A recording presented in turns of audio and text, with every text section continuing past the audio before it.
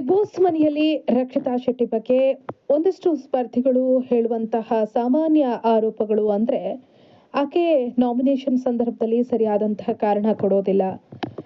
ಆಕೆಯ ತಪ್ಪುಗಳನ್ನ ಹೇಳಿದ್ರೆ ಆಕೆ ಕೋಪ ಮಾಡ್ಕೊಳ್ತಾಳೆ, ಅದಕ್ಕೆ ಸರಿಯಾಗಿ ರಿಯಾಕ್ಟ್ ಮಾಡೋದಿಲ್ಲ ಅಂತ. ಇನ್ನು ಹೊರಗಡೆ ಕೂಡ ಒಂದಷ್ಟು ನೆಗೆಟಿವ್ ಅಭಿಪ್ರಾಯಗಳು ರಕ್ಷಿತಾ ಬಗ್ಗೆ ಇದೆ. ಅದರಲ್ಲೂ ಕೂಡ ಮುಖ್ಯವಾಗಿ ಆಕೆ ಬಿಗ್ ಬಾಸ್ ಮನೆಯಲ್ಲಿ ಎಲ್ಲರ ಜೊತೆ ಜಗಳ ಮಾಡ್ತಾಳೆ, ಸುಖ ಸುಮ್ಮನೆ ಟಾರ್ಗೆಟ್ ಮಾಡ್ತಾಳೆ, ಆ ರೀತಿ ಮಾಡ್ತಾಳೆ, ಈ ರೀತಿ ಮಾಡ್ತಾಳೆ ಅನ್ನೋ ಅಭಿಪ್ರಾಯಗಳಿದೆ. ಆದರೆ ರಕ್ಷಿತಾ ಶೆಟ್ಟಿ ಅವರ ರಿಯಲ್ ವ್ಯಕ್ತಿತ್ವ ಏನು ಅನ್ನೋದು ಪರಿಚಯ ಆಗೋದು ನೀವು ಜಿಯೋ ಹಾಟ್‌ಸ್ಟಾರ್‌ನಲ್ಲಿ ಪ್ರಸಾರ ಆಗುವಂಥ ಲೈವ್ ಟೆಲಿಕಾಸ್ಟ್ಗಳನ್ನು ನೋಡಿದಾಗ. 1.5 ಗಂಟೆ ಎಪಿಸೋಡ್‌ನಲ್ಲಿ ಏನು ತೋರಿಸ್ತಾರೋ ಅದಕ್ಕಿಂತ ಇಂಟ್ರೆಸ್ಟಿಂಗ್ ಆಗಿರುವಂಥ ಸಾಕಷ್ಟು ವಿಚಾರಗಳನ್ನು ಲೈವ್‌ನಲ್ಲಿ ಗಮನಿಸಬಹುದು. ರಕ್ಷಿತಾ ಶೆಟ್ಟಿ ಅವರನ್ನು ನಾನು ಅವರ ಯೂಟ್ಯೂಬ್ ವಾಹಿನಿಯ ವಿಡಿಯೋಗಳ ಮೂಲಕವೇ ನೋಡ್ಕೊಂಡು ಬಂದಿದ್ದೀನಿ. ಅವರ ವ್ಯಕ್ತಿತ್ವ ಏನು ಅನ್ನೋದು ಕೊಂಚ ಮಟ್ಟಿಗೆ ಆ ವಿಡಿಯೋಸ್ಗಳ ಮೂಲಕವೇ ಅನಾವರಣ ಆಗಿತ್ತು. ಅವರ ಒಂದಷ್ಟು ಸಮಾಜಮುಖಿ ಕೆಲಸಗಳು, ಜನರ ಜೊತೆ ಅವರು ಬೆರೆಯುವಂತಹ ರೀತಿ, ಒಂದಷ್ಟು ಜನರ ಕಷ್ಟಗಳಿಗೆ ಅವರ ಮನಸ್ಸು ಮಿಡಿಯೋದು, ಇದೆಲ್ಲವೂ ಕೂಡ ಆಕೆಯ ಬಗ್ಗೆ ಒಂದಷ್ಟು ಒಳ್ಳೆಯ ಅಭಿಪ್ರಾಯ ವ್ಯಕ್ತವಾಗುವ ಹಾಗೆ ಮಾಡಿತ್ತು. ಇವರು ಬಿಗ್ ಬಾಸ್ ಮನೆಗೆ ಬರ್ತಾರೆ ಅಂದಾಗ ಸಾಕಷ್ಟು ಸಪೋರ್ಟ್ ಅನ್ನ ಮಾಡಿದೆ, ಸಾಕಷ್ಟು ವಿಡಿಯೋಸ್ಗಳನ್ನ ಅವರ ಬಗ್ಗೆನೇ ನಿರಂತರವಾಗಿ ಇದುವರೆಗೂ ಕೂಡ ಮಾಡ್ಕೊಂಡು ಬಂದಿದ್ದೀನಿ. ಅದಕ್ಕೆ ಪ್ರಮುಖ ಕಾರಣ ಅವರು ಸಾಕಷ್ಟು ಕಷ್ಟಪಟ್ಟು ವಿಡಿಯೋಸ್ಗಳನ್ನ ಮಾಡ್ತಾ ಇದ್ರು. ಒಬ್ಬ ಸಾಮಾನ್ಯ ಯೂಟ್ಯೂಬರ್ ಬಿಗ್ ಬಾಸ್ ಮನೆ ತನಕ ಬರ್ತಾರೆ ಅಂದ್ರೆ ನಿಜಕ್ಕೂ ಅದು ಸಾಮಾನ್ಯದ ವಿಷಯ ಅಲ್ಲ. ಅದರಲ್ಲೂ ಕೂಡ ನಾನು ಕೂಡ ಕರಾವಳಿ ಭಾಗದವರು, ನಮ್ಮ ಕರಾವಳಿ ಭಾಗದ ಮಂದಿ ಬೆಳಿಬೇಕು, ಅವರಿಗೂ ಕೂಡ ಒಳ್ಳೊಳ್ಳೆ ಅವಕಾಶಗಳು ಸಿಗಬೇಕು ಅನ್ನೋ ಕಾರಣಕ್ಕೆ ನಿರಂತರವಾಗಿ ರಕ್ಷಿತಾ ಅವರಿಗೆ ಸಪೋರ್ಟ್ ಮಾಡ್ತಾ ಇದ್ದೀನಿ. ಅದರಲ್ಲಿ ಯಾವಾಗ ನಾನು ಲೈವ್ ಟೆಲಿಕಾಸ್ಟ್ಗಳನ್ನ ನೋಡೋದಕ್ಕೆ ಶುರು ಮಾಡಿದ್ನೋ ರಕ್ಷಿತಾ ಅವರ ವ್ಯಕ್ತಿತ್ವ ಎಂಥದ್ದು ಅನ್ನೋದು ಅರಿವಾಗ್ತಾನೆ ಹೋಯ್ತು. ಬಿಗ್ ಬಾಸ್ ಮನೆಯಲ್ಲಿ ಬಹುತೇಕರು ಆಕೆ ಮೇಲೆ ಆರೋಪ ಮಾಡ್ತಾರೆ, ಆಕೆ ಆ ರೀತಿ ಮಾಡಿದ್ಲು, ಈ ರೀತಿ ಮಾಡಿದ್ಲು ಅಂತ.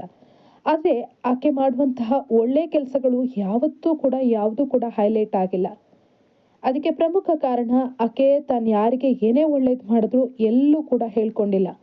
ಅವತ್ತು ಅಶ್ವಿನಿ ಗೌಡ ಉಪವಾಸ ಇದ್ದಂಥ ಸಂದರ್ಭದಲ್ಲಿ ಆಕೆಯ ಮನವೊಲಿಸುವಲ್ಲಿ ರಕ್ಷಿತಾ ಯಾವ ರೀತಿ ಸರ್ಕಸ್ ಮಾಡಿದ್ರು ಅನ್ನೋದು ಗೊತ್ತೇ ಇದೆ. ಅಷ್ಟೆಲ್ಲ ಆಗಿ ಅಶ್ವಿನಿ ಗೌಡ ಊಟ ಮಾಡ್ತಾರೆ, ಆದ್ರೆ ಎಲ್ಲೂ ಕೂಡ ರಕ್ಷಿತಾ ಈ ಬಗ್ಗೆ ಹೇಳ್ಕೊಂಡಿಲ್ಲ, ನಾನು ಈ ರೀತಿ ಮಾಡಿದೆ ಅಂತ. ಇದೇ ಕಾರಣಕ್ಕೆ ಕಿಚ್ಚ ಸುದೀಪ್ ಅವರು ಖುಷಿಯಾಗಿ ಅವರಿಗೆ ಕಿಚ್ಚನ ಚಪ್ಪಾಳಿಯನ್ನ ಕೂಡ ಕೊಡ್ತಾರೆ. ಇನ್ನು ಮೊನ್ನೆ ಸೂರಜ್ ಅವರು ರಕ್ಷಿತಾ ಬಳಿ ನೀನ್ ಯಾಕೆ ಸೀಕ್ರೆಟ್ ರೂಮ್ ನಲ್ಲಿ ಟೀಮ್ ಅನ್ನ ಬಿಲ್ಡ್ ಮಾಡುವಂತಹ ಸಂದರ್ಭದಲ್ಲಿ ಆ ರೀತಿ ಡಿಸಿಷನ್ ಅನ್ನ ತೆಗೆದುಕೊಂಡೆ ಅಂತ ಕೇಳಿದಾಗ ಆಕೆ ಒಂದಷ್ಟು ಕ್ಲಾರಿಫಿಕೇಶನ್ ಅನ್ನ ಕೊಡ್ತಾಳೆ. ಆ ಸಂದರ್ಭದಲ್ಲಿ ಸೂರಜ್ ಒಂದು ಒಳ್ಳೆ ವಿಷಯವನ್ನ ರಕ್ಷಿತಾ ಅವರಿಗೆ ಹೇಳ್ತಾರೆ. ರಕ್ಷಿತಾ, ನೀನು ಕೆಲವೊಂದು ಸಂದರ್ಭದಲ್ಲಿ ಎಲ್ಲಿ ತಪ್ಪು ಮಾಡ್ತೀಯ ಅಂದ್ರೆ ನೀನು ತೆಗೆದುಕೊಳ್ಳುವಂತಹ ಬಹುತೇಕ ನಿರ್ಧಾರಗಳು ಕರೆಕ್ಟ್ ಆಗಿರುತ್ತೆ, ಆದ್ರೆ ಯಾರಾದ್ರೂ ಆ ನಿರ್ಧಾರಗಳನ್ನ ಪ್ರಶ್ನೆ ಮಾಡಿದಾಗ ಅದಕ್ಕೆ ನೀನು ರೀಸನ್ ಅನ್ನ ಕೊಡೋದಕ್ಕೆ ಹೋಗಲ್ಲ, ಯಾಕೆ ಅಂತ ಕ್ಲಾರಿಟಿಯನ್ನ ಕೊಡೋದಿಲ್ಲ. ಅದೇ ಕಾರಣಕ್ಕೆ ನಿನ್ನ ಬಗ್ಗೆ ಒಂದಷ್ಟು ತಪ್ಪು ಅಭಿಪ್ರಾಯಗಳು ವ್ಯಕ್ತವಾಗತ್ತೆ. ನಿನ್ನ ಆಪ್ತರೇ ನಿನ್ನನ್ನ ಒಂದಷ್ಟು ದೂಷಣೆ ಮಾಡೋದಕ್ಕೂ ಕೂಡ ಇದೇ ಕಾರಣ.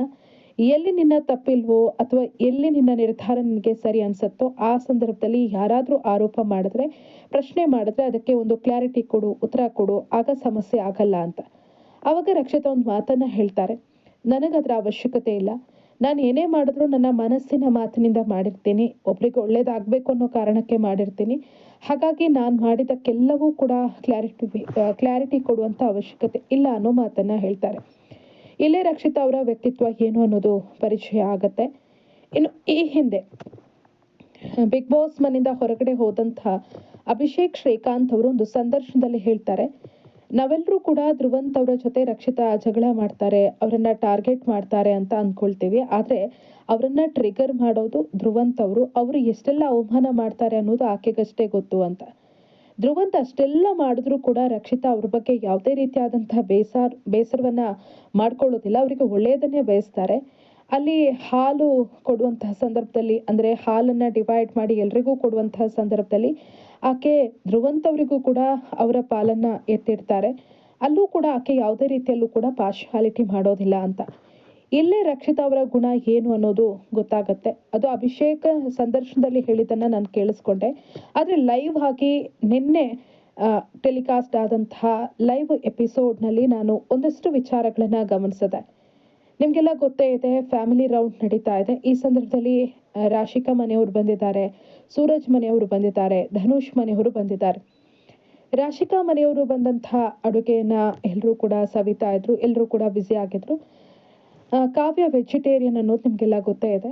ಅವರಿಗೋಸ್ಕರ ಸೂರಜ್ ಅವರ ತಾಯಿ ಏನು ಬಂದಿರ್ತಾರೆ, ಅವರು ಪಾಯಸ ಮಾಡ್ಕೊಂಡು ಬರ್ತಿರ್ತಾರೆ. ಅವರು ವೆಜ್ ಅನ್ನೋ ಕಾರಣಕ್ಕೆ ಎಲ್ಲರೂ ಕೂಡ ನಾನ್ ವೆಜ್ ತಿಂತಾ ಇದ್ರೆ ಕಾವ್ಯ ಅವ್ರಿಗೆ ಏನಿದೆ ಅಂತ ಯಾರೋ ಕೇಳಿದಾಗ ಪಾಯಸ ಇದೆ, ಅದು ಖಾಲಿ ಆಯ್ತು ಅನ್ನೋ ಮಾತು ಬರುತ್ತೆ. ಆ ಸಂದರ್ಭದಲ್ಲಿ ಖಾಲಿ ಆಯ್ತಾ, ಕಾವ್ಯಕ್ಕಿಲ್ವಾ ಅಂತ ಕೇಳಿದಾಗ ರಕ್ಷಿತಾ ಹೇಳ್ತಾರೆ, ನಾನು ಕಾವ್ಯಗೋಸ್ಕರ ತೆಗ್ದಿಟ್ಟಿದ್ದೀನಿ, ಅವರು ತಿನ್ನಲ್ವಲ್ಲ ನಾನ್ ವೆಜ್ ಅನ್ನೋ ಕಾರಣಕ್ಕೆ ಅಂತ ಆಕೆ ತೆಗ್ದಿಟ್ಟಿದ್ದೀನಿ ಅಂತ ಹೇಳ್ತಾರೆ. ಅಲ್ಲೇ ಗೊತ್ತಾಗುತ್ತೆ, ಪ್ರತಿ ಬಾರಿ ರಕ್ಷಿತಾ ಬಿಗ್ ಬಾಸ್ ಮನೇಲಿ ನೀವು ಒಬ್ಸರ್ವ್ ಮಾಡ್ತಿರೋ ಇಲ್ಲೋ, ಯಾರು ಲೇಟಾಗಿ ಊಟಕ್ಕೆ ಬರ್ತಾರೋ ಅವರಿಗೆ ಏನು ಸಿಗಬೇಕೋ ಅದನ್ನ ಎತ್ತಿಡ್ತಾರೆ. ತಾನು ಊಟ ಮಾಡೋದಲ್ಲದೆ ಇನ್ನೊಬ್ರಿಗೆ ಯಾರಿಗೆ ಊಟ ಆಗಿಲ್ಲ ಅವರು ಊಟ ಮಾಡೋ ತನಕ ಅವರು ಅಷ್ಟೇ ಕಾಳಜಿಯಿಂದ ನೋಡ್ಕೊಳ್ತಾರೆ. ಇನ್ನು ಮತ್ತೊಂದು ಇನ್ಸಿಡೆಂಟ್ ಅನ್ನ ನಾನು ನಿನ್ನೆ ಲೈವ್ನಲ್ಲಿ ಗಮನಿಸಿದೆ. ಧನುಷ್ ಅವರ ಮನೆಯಿಂದ ಮಟನ್ ಬಂದಿರತ್ತೆ, ಎಲ್ಲರೂ ಕೂಡ ಊಟ ಮಾಡ್ತಾರೆ. ಆದ್ರೆ ಧನುಷ್ ತಾಯಿ ಹತ್ರ ಮಾತಾಡ್ತಾನೆ ಸಮಯ ಕಳೀತಾ ಇರ್ತಾರೆ. ಎಲ್ಲ ಹೋದಾದ್ಮೇಲೆ ಲೇಟ್ ನೈಟ್ ಊಟಕ್ಕೆ ಅಂತ ಹೋದಾಗ ಧನುಷ್ಗೆ ಮಟನ್ ಎಲ್ಲಿದೆ ಅಂದಾಗ ಅದನ್ನು ಕೂಡ ರಕ್ಷಿತಾ ಅವರೇ ಎತ್ತಿಟ್ಟಿರ್ತಾರೆ. ಅವರೇ ತೆಗೆದು ಹೇಳ್ತಾರೆ, ಅಲ್ಲಿ ಇಟ್ಟಿದ್ದೀನಿ ತಿನ್ನಿ ಅಂತ. ಅಲ್ಲಿ ಯಾರೂ ಕೂಡ ಧನುಷ್ ಅವರಿಗೆ ಊಟ ಆಗಿಲ್ಲ, ಅವರಿಗೆ ಅದನ್ನ ಎತ್ತಿಟ್ಟಿಲ್ಲ, ಅವ್ರ ಮನೆಯಿಂದ ಅದು ಬಂದಿದೆ ಐಟಮ್, ಇದು ಬಂದಿದೆ, ಆದ್ರೆ ಯಾವುದ್ರ ಬಗ್ಗೆ ಯಾರೂ ಕೂಡ ತಲೆ ಕೆಡಿಸ್ಕೊಳ್ಳಲ್ಲ. ಆದ್ರೆ ರಕ್ಷಿತಾ ಎಲ್ಲವನ್ನ ಕೂಡ ಗಮನಿಸಿ ಅವ್ರಿಗೋಸ್ಕರ ಎತ್ತಿಡ್ತಿರ್ತಾರೆ. ಇನ್ನು ಸೂರಜ್ ಅವರ ಅಕ್ಕ ಹೇಳ್ತಾರೆ, ಎಲ್ರಿಗೂ ಕೂಡ ಊಟ ಕೊಡ್ತಾ ಇದ್ದೀರಾ, ನೀವು ಊಟ ಮಾಡಿ ಅಂತ. ಬಂದಂತಹ ಅತಿಥಿಗಳು ತಂದಂತಹ ಫುಡ್ ಏನಿದೆ ಅದನ್ನೆಲ್ಲವನ್ನ ಕೂಡ ಎಲ್ಲರೂ ಕೂಡ ತಿನ್ನೋ ಹಾಗೆ ಮಾಡುವಂತಹ ರಕ್ಷಿತಾ ತಾನ್ ಮಾತ್ರ ಊಟನೇ ಮಾಡೋದಿಲ್ಲ, ಇಲ್ಲ ನಂಗೆ ಹೊಟ್ಟೆ ಫುಲ್ ಆಗಿದೆ ಅಂತ ತಿನ್ನೋದಿಲ್ಲ ಎಲ್ಲ ಐಟಮ್ಗಳನ್ನ. ಬದಲಿಗೆ ಎಲ್ಲವನ್ನ ಕೂಡ ಎತ್ತಿಟ್ಟಿರ್ತಾರೆ, ಯಾರಿಗೆ ಸಿಕ್ಕಿಲ್ಲ ಅವ್ರಿಗೆ ಆಮೇಲೆ ತಿನ್ನೋದಕ್ಕೆ ಇಡೋಣ ಅನ್ನೋ ಕಾರಣಕ್ಕೆ ಎತ್ತಿಡ್ತಾರೆ. ಇನ್ನು ಗಾರ್ಡನ್ ಏರಿಯಾದಲ್ಲಿ ಕೂತಿದ್ದಂತಹ ಗಿಲ್ಲಿ ರಕ್ಷಿತಾ ಬಳಿ ಹೇಳ್ತಾರೆ, ನನಗೆ ಗಸೆ ಗಸೆ ಪಾಯಸ ಬೇಕು, ತೆಗೆದುಕೊಂಡು ಬಾ ಅಂತ. ಆವಾಗ್ಲೂ ಕೂಡ ಅಲ್ಲಿಟ್ಟಂಥ ಒಂದಷ್ಟು ಪಾಯಸವನ್ನ ತೆಗೆದುಕೊಂಡು ಬಂದು ಗಿಲ್ಲಿಗೆ ಕೊಡ್ತಾರೆ, ಆದ್ರೆ ತಾನು ತಿನ್ನೋದಿಲ್ಲ. ಹೀಗೆ ಇಲ್ಲಿ ಗೊತ್ತಾಗತ್ತೆ ರಕ್ಷಿತಾ ಅವರಿಗೆ ಮನೆಯವರ ಬಗ್ಗೆ ಎಷ್ಟರ ಮಟ್ಟಿಗೆ ಕಾಳಜಿ ಇದೆ ಅಂತ.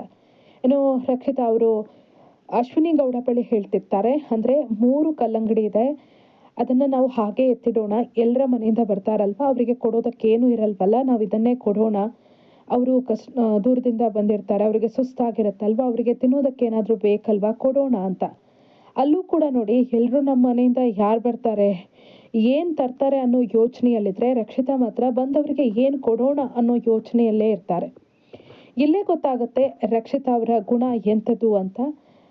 ಇನ್ನು ಬಂದಂತಹ ಸೂರಜ್ ಅವರ ಅಕ್ಕ ಲಿಖಿತಾ ಅವರೊಂದು ಮಾತನ್ನ ಹೇಳ್ತಾರೆ, ಆಕೆ ತನಗೆ ಜೊತೆಯಾಗಿ ನಿಂತವರನ್ನ ಯಾವತ್ತಿಗೂ ಕೂಡ ಆಕೆ ಬಿಟ್ಕೊಟ್ಟಿಲ್ಲ, ಅವರನ್ನ ಹೇಗಾದ್ರೂ ಕೂಡ ಆಕೆ ಸೇವ್ ಮಾಡ್ಕೊಳ್ತಾಳೆ, ಆಕೆ ಆ ಗುಣ ಇಷ್ಟ.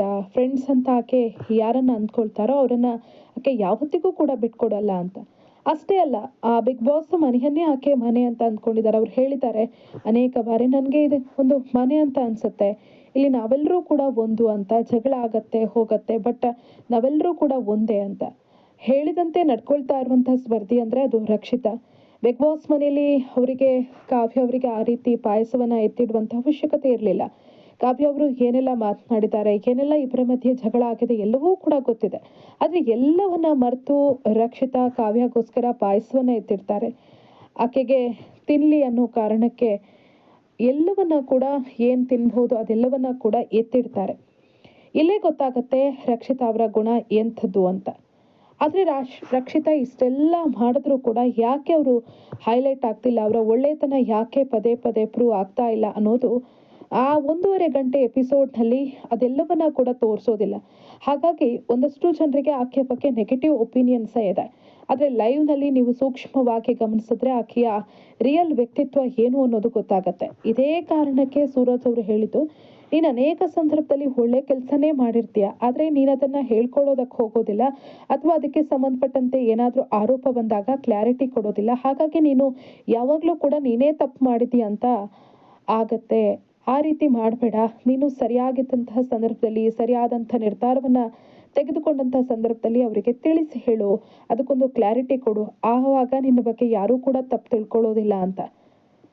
ಅದು ರಕ್ಷಿತಾ ಅವರಿಗೆ ಒಂಥರ ಒಳ್ಳೆಯ ಸಲಹೆ ಸೂರಜ್ ಅವರು ಕೊಟ್ಟಿದ್ದು. ಯಾಕಂದ್ರೆ ಅನೇಕ ಸಂದರ್ಭದಲ್ಲಿ ಬಿಗ್ ಬಾಸ್ ಮನೆ ನಾವು ಗಮನಿಸಿದ್ದೀವಿ. ಯಾರಾದ್ರೂ ಏನಾದ್ರೂ ಒಂದು ಮಾಡಿದ್ರೆ ಅದನ್ನ ಹೇಳ್ಕೊಳ್ತಾರೆ. ಅಶ್ವಿನಿ ಗೌಡ ಇರ್ಬೋದು, ಜಾಹ್ನವಿ ಇರ್ಬೋದು, ನಾನು ಅವ್ರಿಗೆ ಊಟ ಕೊಟ್ಟೆ, ಈ ರೀತಿ ಮಾಡಿದೆ, ಆ ರೀತಿ ಮಾಡಿದೆ ಅಂತ. ಆದ್ರೆ ಯಾವತ್ತೂ ಕೂಡ ರಕ್ಷಿತಾ ತಾನು ಮಾಡಿದಂತಹ ಕೆಲಸಗಳ ಬಗ್ಗೆ ಬಿಗ್ ಬಾಸ್ ಮನೆಯಲ್ಲಿ ಹೇಳ್ಕೊಂಡಿಲ್ಲ. ಎಷ್ಟೋ ಸಂದರ್ಭದಲ್ಲಿ ಅವರು ಬೇರೆಯವರು ಮಾಡಬೇಕಾದಂಥ ಸಾಕಷ್ಟು ಕೆಲಸಗಳನ್ನ ಅವರು ಮಾಡಿದ್ದಾರೆ. ಹೇಗಿದ್ರೂ ಕೂಡ ಆಕೆಯ ಒಳ್ಳೆತನ ಹೈಲೈಟ್ ಆಗ್ತಾ ಇರೋದು ನಿಜಕ್ಕೂ ಬೇಜಾರಿನ ಸಂಗತಿ. ಆದರೆ ಲೈವ್ನಲ್ಲಿ ನೀವು ಅವರನ್ನ ಗಮನಿಸಿದ್ರೆ ಖಂಡಿತವಾಗ್ಲೂ ಆಕೆಯ ವ್ಯಕ್ತಿತ್ವ ಏನು ಅನ್ನೋದು ಗೊತ್ತಾಗತ್ತೆ. ಒಂದಷ್ಟು ಜನ ಏನು ಆಕೆಯ ಬಗ್ಗೆ ನೆಗೆಟಿವ್ ಆಗಿ ಅಂದ್ಕೊಂಡಿದ್ದಾರೋ ಅಂಥವರ ಒಪಿನಿಯನ್ ಕೂಡ ಬದಲಾಗುವಂತಹ ಸಾಧ್ಯತೆ ಇದೆ. ನಿಜಕ್ಕೂ ಆ ನಿನ್ನೆಯ ಲೈವ್ ಎಪಿಸೋಡ್ನಲ್ಲಿ ಗಮನಿಸಿದಾಗ ರಕ್ಷಿತಾ ಬಗ್ಗೆ ಇದ್ದಂತಹ ಗೌರವ ಇನ್ನಷ್ಟು ಹೆಚ್ಚಾಯಿತು ನನಗೆ. ಖಂಡಿತವಾಗ್ಲೂ ಆಕೆ ಸುಮ್ಮನಲ್ಲ ಇಷ್ಟೊಂದು ಜನರ ಪ್ರೀತಿಯನ್ನ ಪಡಿತಾ ಇರೋದು. ಇದೇ ರೀತಿಯಾದಂತಹ ಒಳ್ಳೆ ಮನಸ್ಸೇ ಆಕೆನ ಇಲ್ಲಿಗೆ ತನಕ ಕರ್ಕೊಂಡು ಬಂದಿದೆ ಅಂತ ಖಂಡಿತವಾಗ್ಲೂ ಅನ್ಸುತ್ತೆ. ರಕ್ಷಿತಾ ಅವರು ಸದ್ಯಕ್ಕೆ ಬಿಗ್ ಬಾಸ್ ಮನೆಯಲ್ಲಿ ಸ್ಟ್ರಾಂಗೆಸ್ಟ್ ಸ್ಪರ್ಧಿಗಳಲ್ಲಿ ಒಬ್ಬರಾಗಿ ಗುರುತಿಸ್ಕೊಂಡಿದ್ದಾರೆ. ಇದೇ ರೀತಿ ಅವರು ತಾಳ್ಮೆಯಿಂದ ಆಟವನ್ನು ಆಡಿದ್ರೆ ಖಂಡಿತವಾಗ್ಲೂ ಬಿಗ್ ಬಾಸ್ ವಿನ್ನರ್ ಆಗುವಂತ ಎಲ್ಲಾ ಸಾಧ್ಯತೆಗಳಿವೆ. All the best Rakshita. ಹಾಗೇನೆ ಈ ವಿಡಿಯೋ ನಿಮಗೆ ಇಷ್ಟ ಆದ್ರೆ ಲೈಕ್ ಮಾಡಿ, ಹಾಗೇನೆ ನಿಮ್ಮವರ ಜೊತೆ ಶೇರ್ ಮಾಡಿ. ಜೊತೆಗೆ ರಕ್ಷಿತಾ ಅವರಿಗೆ ನೀವೇನ್ ಸಜೆಷನ್ ಅನ್ನ ಹೇಳೋದಕ್ಕೆ ಇಷ್ಟಪಡ್ತೀರಿ ಅನ್ನೋದನ್ನ ಕಮೆಂಟ್ ಮಾಡಿ.